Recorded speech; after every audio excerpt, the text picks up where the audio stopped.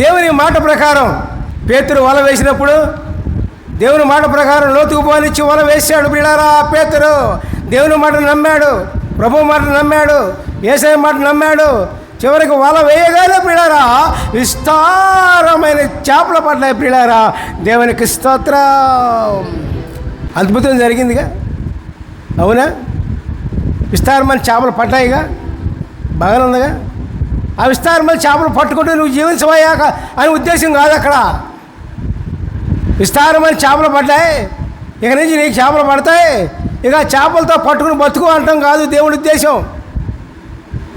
దేవుడు ఏ మనిషికైనా అద్భుతం చేశారంటే, ప్రభు అద్భుతం చేశారంటే, యేసయ్య అద్భుతం చేశారంటే, దేవాదేవుడు అద్భుతం చేశారంటే ప్రియులారా